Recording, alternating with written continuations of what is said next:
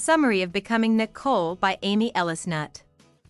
Wyatt and Jonas Maines are boys who were born in upstate New York on October 7, 1997. They are twins. Sarah, their 16-year-old birth mother, contacts her cousin Kelly and Kelly's husband Wayne to see if they would be interested in adopting the twins privately. Kelly and Wayne have been married for 5 years but haven't been able to have children. When they find out they can adopt Wyatt and Jonas, they jump at the chance. Kelly was raised by Donna, who was the sister of her biological mother. This was not a typical family. Wayne, on the other hand, is an all-American boy who grew up in upstate New York. As the adoptive father of his 2 sons, he can't wait to share in their coming-of-age rituals. From the start, Wyatt and Jonas show that they are very different people. Wyatt loves Barbies, dresses, and acting out stories as girl characters. Jonas loves to watch Power Rangers and play the boy roles. The Little Mermaid is also a big deal for Wyatt.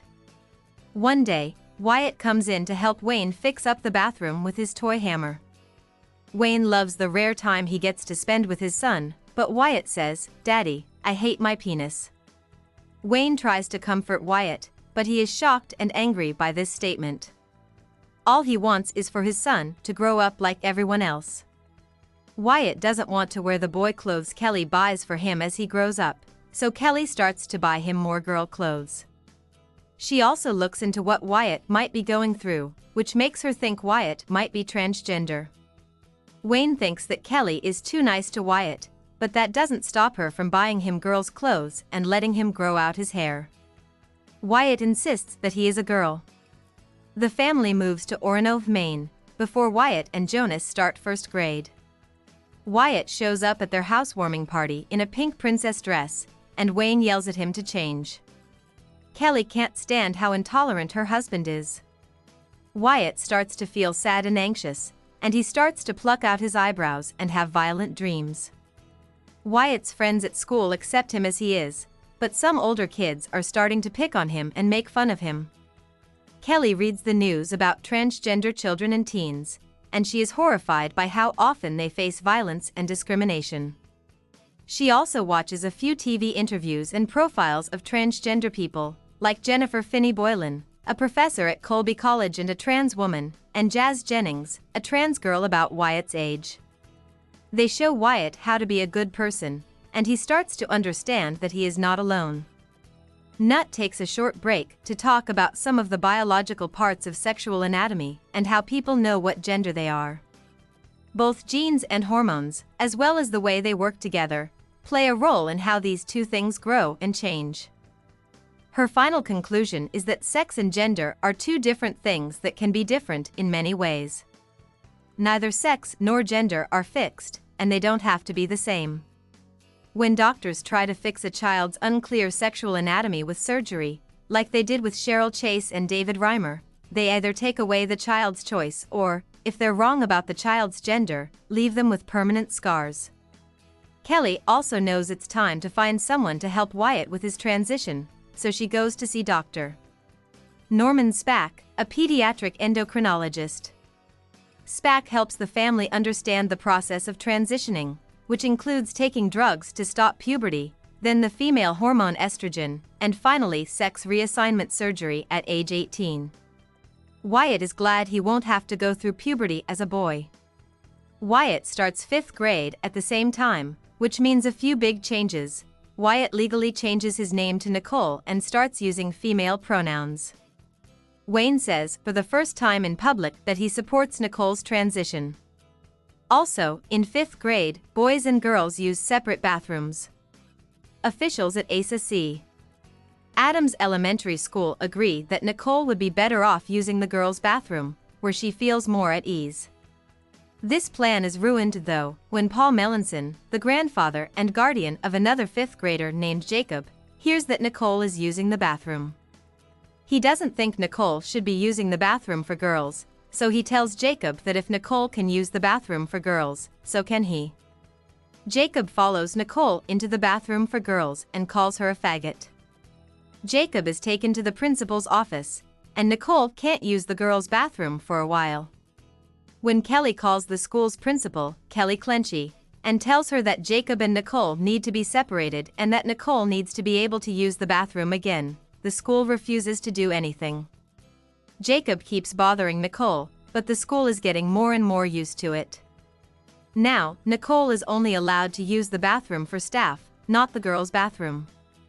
Also, different media outlets in Orono report on the incidents, and the Christian Civic League of Maine starts to publish editorials shaming the Mainses, but never by name, and arguing that the school shouldn't let Nicole use the girls' restroom. As more and more people pay attention to the situation, it gets worse and worse. The school doesn't do much to stop Jacob from following Nicole, but they do send an adult with her everywhere she goes. Nutt uses another break to talk about the science behind being transgender. He shows that there are parts of the brain and certain hormone receptors that can cause men to have more feminized brains and be transgender. She also shows that identical twins with the same DNA can have different gender identities because their amniotic sacs and umbilical cords are different while they are in the womb. This is why Nicole and Jonas could be twins but identify as different genders. Nicole's situation at school gets so bad that Kelly, Jonas, and Nicole decide to move to Portland, Maine, while Wayne stays in Orono for work during the week and spends weekends and holidays in Portland. They also decide to file a discrimination lawsuit against the school district. Jonas and Nicole are told to go stealth and keep quiet about Nicole's transgender identity at their new middle school, because their family doesn't want a repeat of elementary school. Nicole feels like she can't be honest about who she is because of this. In the meantime, Nicole starts taking pills to stop her body from going through puberty, and Glad takes on the Maine's lawsuit against the Orono School District. Nicole and Jonas go stealth all through middle school, but at the end of 8th grade, the Maine legislature is thinking about a bill that would let business owners decide who could use which restrooms. If a transgender person was not allowed to use the bathroom that matched their gender identity, they could not say that they were treated unfairly. Wayne and Nicole both talk to their representatives in the Maine legislature and ask them not to pass the bill. Wayne talks about his own experiences learning about transgender issues. He admits that he didn't want Nicole to be transgender at first, but that he's proud of her for sticking with it and being sure of who she is. The bill does not pass. Nicole and Jonas decide that going stealth has been too hard, so when they start high school at Waynfleet, Nicole starts coming out to her new classmates. Everyone agrees with this. The Maines' case goes to court the following year. They lose in their district court, but they win in the state Supreme Court of Maine. It is a big win that will affect schools all over Maine, not just the Orono School District. Nicole and Jonas will both go to the University of Maine in the fall after they graduate from high school. Nicole still has to go through sex reassignment surgery before she can go to college. Nicole has come to terms with her body in many ways, but she knows that this is the last step she needs to take to feel like it is hers. She is nervous, but her surgery to change her gender turns out well. She will have to take female hormones for the rest of her life and will never be able to have children, but no one will be able to tell that she was once a man. In an epilogue, Nutt tells the reader that transgender rights have changed a lot since she began writing the book, and that they are still changing. As of 2015, discrimination based on gender identity was illegal in 18 states and 200 cities and counties. Nutt ends the book with a conversation between two third-graders at Nicole's elementary school. Nicole had moved on to middle school by this time, so she was no longer there. A boy and a girl talk about what it means to be transgender. When the boy mentions Nicole, the girl says that she didn't know Nicole was transgender. The boy says, "Yeah, but you know, it's not a big deal." The girl says, "Oh, I understand. It doesn't matter much. So long as she's happy." About the author. Nutt was born on Staten Island and grew up in central New Jersey. She is the third child out of 5. She went to Smith College and got a BA in English and philosophy. Then she went to MIT and got a Master of Science in philosophy. Before she became a journalist, she taught philosophy for a short time at Tufts University and the University of Massachusetts. She first worked at Sport Illustrated as a fact-checker before going to Columbia University to get her master's in journalism. She then wrote for the Newark Star-Ledger, where she was a finalist for the Pulitzer Prize in Feature Writing in 2009 for The Accidental Artist, which became her first book, Shadows Bright as Glass. In 2011, her series The Wreck of the Lady Mary won the Pulitzer Prize for Feature Writing. During this time, she also taught journalism at both Harvard and Princeton.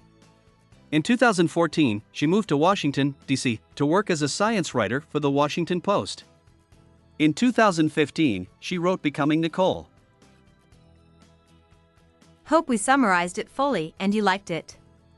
Please hit the like button and subscribe to our channel so that we are motivated to create more videos.